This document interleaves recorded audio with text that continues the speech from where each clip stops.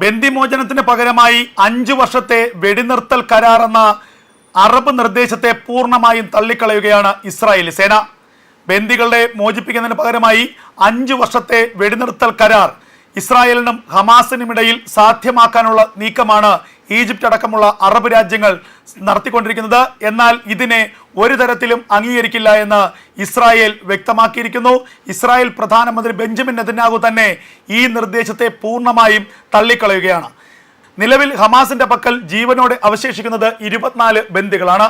ഈ 24 ബന്ദികളെ ഒറ്റത്തവണയായി ഇസ്രായേലിന് കൈമാറാമെന്നും 38-ലധികം വരുന്ന ബന്ദികളുടെ മൃതശരീരങ്ങൾ ഇസ്രായേലിന് കൈമാറാമെന്നും ഹമാസ് സമ്മതിക്കുന്നു. എന്നാൽ 5 വർഷത്തെ വെടിനിർത്തൽ കരാർ ഇസ്രായേലിനും ഹമാസിനും ഇടയിൽ സാധ്യമാകണം. ഈ ബന്ദി കൈമാറ്റത്തിന് പിന്നാലെ തന്നെ പൂർണ്ണമായും ഇസ്രായേലി സേന ഗാസയിൽ നിന്ന് പിന്തിരിയണം. ഗാസയുടെ അതിർത്തിയിൽ നിന്ന് ഇസ്രായേലി സേന പൂർണ്ണമായും മാറണം. ഇതാണ് ഹമാസ് മുന്നോട്ട് വയ്ക്കുന്ന പ്രധാനപ്പെട്ട ഡിമാൻഡ്. ഈ ഡിമാൻഡ് മുന്നിൽ വെച്ചുകൊണ്ടാണ് അറബ് രാജ്യങ്ങൾ, പ്രത്യേകിച്ച് ഈ ചർച്ചയിലെ മീഡിയേറ്റർമാരായിട്ടുള്ള ഖത്തറും ഈജിപ്തും അടക്കമുള്ള രാജ്യങ്ങൾ ഇസ്രായേലിനോട് ചില നിർദ്ദേശങ്ങൾ മുന്നോട്ട് വച്ചിരിക്കുന്നത്. വെടിനിർത്തൽ കരാർ സാധ്യമാകണമെങ്കിൽ ബന്ദികളെ പൂർണ്ണമായും മോചിപ്പിക്കാമെന്ന് ഹമാസ് സമ്മതിക്കുന്നു. എന്നാൽ ബന്ദികളെ പൂർണ്ണമായും മോചിപ്പിക്കുന്നതിന് പകരമായി ഇസ്രായേലിൻ്റെ ജയിലുകളിൽ കഴിയുന്ന പാലസ്തീൻ യുദ്ധക്കുറ്റവാളികളെ വിട്ടയക്കണം. അതുകൂടാതെ 5 വർഷത്തെ വെടിനിർത്തൽ കരാറിൽ ഇസ്രായേൽ ഒപ്പുവയ്ക്കണം. കൂടാതെ ഗാസയിൽ നിന്നും പരിപൂർണമായും ഇസ്രായേലി സേന പിന്മാറണം. ഇത് ഹമാസിന്റെ വളരെ തന്ത്രപരമായ ഒരു നീക്കമാണ്. ഗാസയിൽ നിന്ന് ഇസ്രായേലി സേന പൂർണ്ണമായും പിന്മാറിയാൽ ഗാസയിൽ ഹമാസ് പഴയ ശക്തിയിലേക്ക്, പഴയ പ്രതാപത്തിലേക്ക് തിരികെ വരാൻ അധികകാലം എടുക്കില്ല. കാരണം ഇറാന്റെ പരിപൂർണമായ പിന്തുണ ഇനിയും ഹമാസിന് ലഭിക്കും. ഈജിപ്റ്റ് വഴി വൻതോതിലുള്ള ആയുധങ്ങൾ ഗാസയിലേക്ക് എത്തും. ഈജിപ്തിലെ ഫിലാഡൽഫി കൊറിഡോർ വഴി വൻതോതിലുള്ള ആയുധക്കടത്തും മയക്കുമരുന്ന് കടത്തുമടക്കം മറ്റുള്ള കാര്യങ്ങൾ ഗാസയിലേക്ക് എത്തും. അങ്ങനെ അധികം വൈകാതെ ഗാസയിൽ വീണ്ടും ഹമാസ് ശക്തി പ്രാപിക്കും. അപ്പോൾ നിലവിൽ 2023 ഒക്ടോബർ മാസം 7-ന് സംഭവിച്ചതിന് സമാനമായ ആക്രമണങ്ങൾ ഇനിയും സംഭവിക്കാൻ സാധ്യതയുണ്ട്. ഇത് വളരെ ഗൗരവത്തോടു കൂടി തന്നെയാണ് ഇസ്രായേൽ കാണുന്നത്. അതുകൊണ്ട് ഇനി ഗാസയിൽ ഹമാസിന്റെ ഒരു പുനരുജ്ജീവനം ഉണ്ടാകാൻ പാടില്ല. ഗാസയിൽ ഹമാസ് എന്ന ഭീകര സംഘടനയുടെ ഒരു അസ്തിത്വവും അവശേഷിക്കരുത്. ഗാസയിൽ നിന്ന് ഹമാസിനെ എന്നേക്കുമായി ഉന്മൂലനം ചെയ്യണം. ഇതാണ് ഇസ്രായേലിന്റെ നിലവിലെ ആവശ്യം.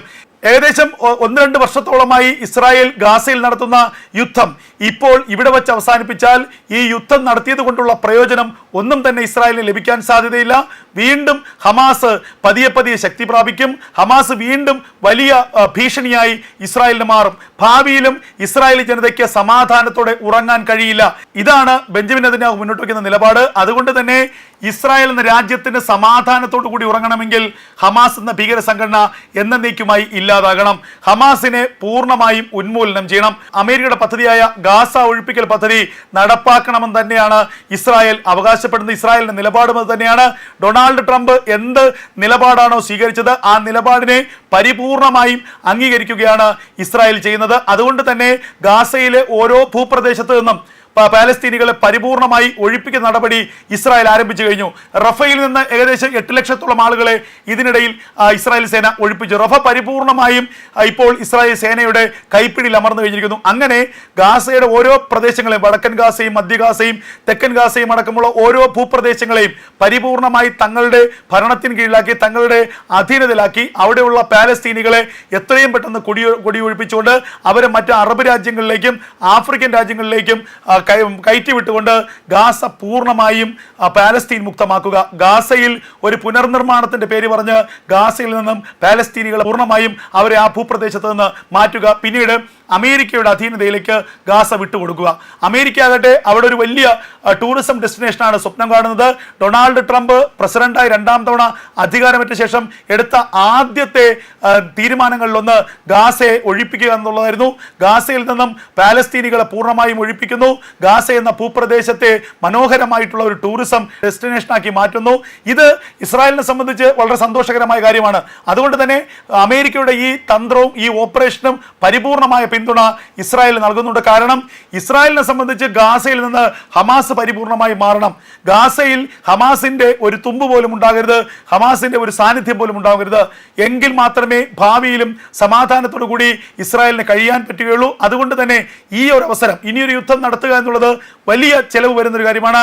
അതുകൊണ്ട് തന്നെ ഈ ഒരു അവസരം പരിപൂർണമായും ഉപയോഗിക്കാനും ഹമാസിനെ എന്നേക്കുമായി ഇല്ലായ്മ ചെയ്യാനും ഹമാസിന്റെ സമ്പൂർണമായ ഉന്മൂലനം സാധ്യമാക്കാനുമുള്ള ശ്രമങ്ങളാണ് ഇസ്രായേൽ ഇപ്പോൾ നടത്തിക്കൊണ്ടിരിക്കുന്നത്.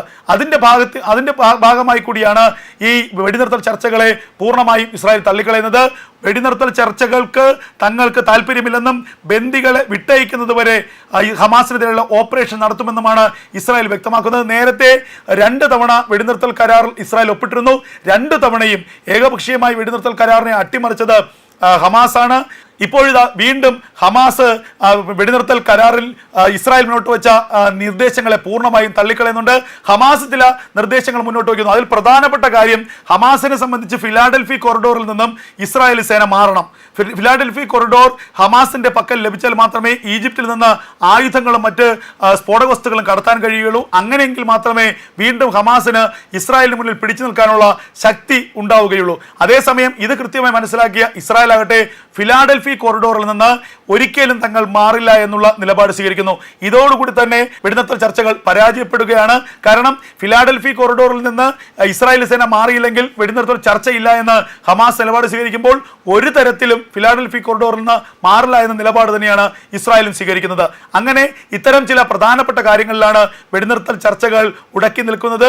എന്തായാലും ഇപ്പോൾ ഇതാ അറബ് രാജ്യങ്ങൾ ഹമാസിനൊപ്പം ചേർന്നുകൊണ്ട് അറബ് രാജ്യങ്ങൾ മുന്നോട്ട് വെച്ച 5 വർഷത്തെ വെടിനിർത്തൽ കരാർ നിർദ്ദേശത്തെ പരിപൂർണമായും തള്ളിക്കളയുകയാണ് ഇസ്രായേൽ. ഗാസയിൽ ഹമാസിനെതിരെയുള്ള ആക്രമണം ഓരോ മണിക്കൂറിലും രൂക്ഷമാക്കിക്കൊണ്ടിരിക്കുകയാണ് ഇസ്രായേലി സേന.